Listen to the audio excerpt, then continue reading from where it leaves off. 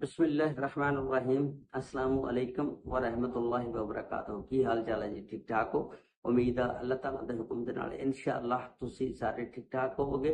अल्लाह ताला सब ते रहमत फरमाए। अल्लाह ताला सब नूं अपने हिफ्ज़ो ईमान दे विच रखे। अज दे व्लॉग दे विच मैं तुहानूं एक इंतहाई दिलचस्प वाकया और सबक मोज भी लड़कियां वास्ते वाकया ट्यूनिस दी एक 19 साला लड़की जिहदा नाम सांधा यारी सी, कराची दे आमर नामी लड़के दी मुहब्बत दे विच गिरफ्तार हो जाती है और फिर सन 2024 दे विच पाकिस्तान आ जाती है। आके फिर उहदे नाल शादी करदी है, लेकिन इस शादी का इंजाम जिहड़ा बड़ा बुरा निकलिया। उन्होंने नहीं सी पता कि मेरे नाल इस तरह होएगा। उसकी मुकम्मल तफसीलात अज दी इस वीडियो दे विच मैं तुहानूं दसांगा।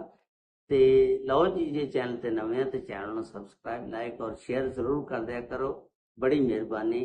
ये वाकया जिहड़ा अजकल सोशल मीडिया ते बड़ा वायरल आ, ये कल परसों की खबर सोशल मीडिया ते चलन रही आ कि एक ट्यूनिस दी लड़की 19 साला जिहदा नाम सांधा यारी हुंदा, पाकिस्तान दे कराची दे रहने वाले लियारी दे इलाके दे विच अमर नामी लड़के नाल सोशल मीडिया ते ओहदी दोस्ती हो जाती है और बड़ी देर तक फिर इन्हां दोनों ने एक दूजे दे नाल गप शप लांदे रहना। ये गपशप जिहड़ी सी आस्ता आस्ता दोस्ती तो प्यार मुहब्बत दे विच तब्दील हो गई।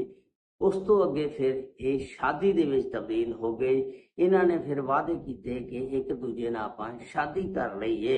अमर नामी जिहड़ा लड़का सी वो कहन लगा कि मैं तेरा खर्चा जिहड़ा बर्दाश्त नहीं कर सकता, मैं एक गरीब आदमी हाँ, मैं तेरे नाल शादी नहीं कर सकता। लेकिन सांधा यारी जिहड़ी आ ਉਹ ਇਹਦੇ ਨਾਲ ਬਹੁਤ ਮੁਹੱਬਤ ਪਿਆਰ ਕਰਨ ਲੱਗ ਪਈ। ਉਹ ਕਹਿਣ ਲੱਗੀ ਕਿ ਮੈਨੂੰ ਸਾਰਾ ਕੁਝ ਮਨਜ਼ੂਰ ਆ, ਮੈਂ ਗਰੀਬੀ ਦੇ ਵਿੱਚ ਜ਼ਿੰਦਗੀ ਗੁਜ਼ਾਰ ਲਾਂਗੀ, ਲੇਕਿਨ ਮੈਂ ਤੇਰੇ ਨਾਲ ਸ਼ਾਦੀ ਕਰਾਂਗੀ। ਉਹਨੇ ਆਖਰਕਾਰ ਨਵੰਬਰ ਦੇ ਆਖਰੀ ਹਫਤੇ ਦੇ ਵਿੱਚ ਆਪਣੇ ਮਾਪਿਓ ਨੂੰ ਛੱਡ ਕੇ, ਆਪਣੇ ਭੈਣ ਭਰਾਵਾਂ ਨੂੰ ਛੱਡ ਕੇ, ਆਪਣੇ ਮੁਲਕ ਨੂੰ ਛੱਡ ਕੇ ਉਹਨੇ ਕਰਾਚੀ ਦਾ ਸਫ਼ਰ ਕਰਨਾ ਸ਼ੁਰੂ ਕਰ ਦਿੱਤਾ। ਉਹਨੇ ਇਹ ਨਹੀਂ ਵੇਖਿਆ ਕਿ ਸਾਡੀ ਜ਼ੁਬਾਨ ਅਲੱਗਾ ਆ, ਸਾਡੀ ਸਕਾਫਤ ਅਲੱਗਾ ਆ।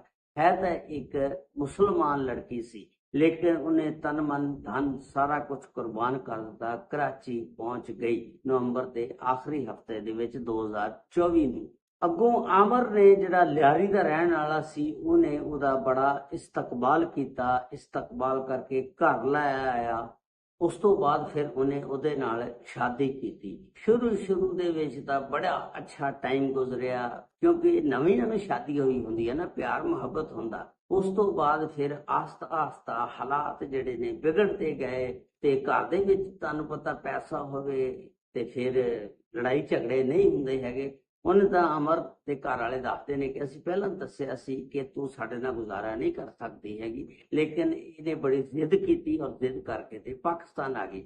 ਬਸ ਫਿਰ ਸ਼ੁਰੂ ਦੇ ਵਿੱਚ ਚੰਗੇ ਦਿਨ ਗੁਜ਼ਰੇ। ਉਸ ਤੋਂ ਬਾਅਦ ਫਿਰ ਆਸਤਾ ਆਸਤਾ ਇਖਤਲਾਫਾਤ ਜਿਹੜੇ ਨੇ बढ़ने शुरू हो गए और नतीजा की निकलिया कि इन्हें फिर एंड ते आके इन्हें उन्होंने तलाक दे दी। जिस वेले तलाक दे दी ते ਉਹਦੇ ਕੋਲ ਜਿਹੜਾ ਵੀਜ਼ਾ ਸੀ 18 फरवरी 2025 ਨੂੰ ਖਤਮ ਹੋ ਗਿਆ। ਉਸ ਤੋਂ ਬਾਅਦ ਫਿਰ ਉਹ ਪੁਲਿਸ ਸਟੇਸ਼ਨ ਦਾ ਰੁਖ ਕਰਦੀ ਆ, ਉੱਥੇ ਜਾ ਕੇ ਆਪਣੀ ਦਾਸਤਾਨ ਦੱਸਦੀ ਆ। ਪੁਲਿਸ ਵਾਲੇ ਫਿਰ ਉਹਦੀ FIR ਜਾਂ ਜੋ ਵੀ ਕਾਰਵਾਈ ਕਰਨੀ ਸੀ ਕੀਤੀ ਔਰ ਫਿਰ ਇਸ ਕੇਸ ਨੂੰ ਸੋਸ਼ਲ ਮੀਡੀਆ ਨੇ ਚੰਗਾ ਚੁੱਕਿਆ। ਜਿਸ ਵੇਲੇ ਸੋਸ਼ਲ ਮੀਡੀਆ ਨੇ ਚੁੱਕਿਆ ਤੇ ਇਹਦੀ ਆਵਾਜ਼ ਜਿਹੜੀ ਆ ਹੁਕਾਮੇ ਬਾਲਾ ਤੱਕ ਗਈ, ਸਿੰਧ ਹਕੂਮਤ ਤੱਕ ਪਹੁੰਚੀ। ਫਿਰ ਸਿੰਧ ਹਕੂਮਤ ਨੇ ਇਹਦੀ ਰਹਿائش ਦਾ ਬੰਦੋਬਸਤ ਕੀਤਾ ਔਰ ਫਿਰ ਇੱਕ ਮਹਫੂਜ਼ ਸ਼ੈਲਟਰ ਹੋਮ ਦੇ ਵਿੱਚ ਫਿਰ ਇਹਨੂੰ ਸ਼ਿਫਟ ਕੀਤਾ। ਵਜ਼ਾਰਤ ਖਾਰਜਾ ਨੇ ਇਹਦੇ ਕਾਗਜ਼ਾਤ ਵਗੈਰਾ ਤਿਆਰ ਕਰਨੇ ਦਾ ਹੁਕਮ ਦੇ ਦਿੱਤਾ ਔਰ ਕਹਿਤਾ ਗਿਆ ਕਿ ਇਹਦੇ ਮੁਕੰਮਲ ਕਾਗਜ਼ਾਤ ਤਿਆਰ ਕਰੋ ਔਰ ਇਹਨੂੰ ट्यूनिस ਦੇ ਵਿੱਚ ਪਹੁੰਚਾਉਣ ਦਾ ਬੰਦੋਬਸਤ ਕੀਤਾ ਜਾਵੇ। इस तरह इस लड़की का इंजाम बहुत बुरा होया। तलाक हो गई, इहदे को पैसे भी कोई नहीं, शेल्टर होम दे विच हुण रह रही आ।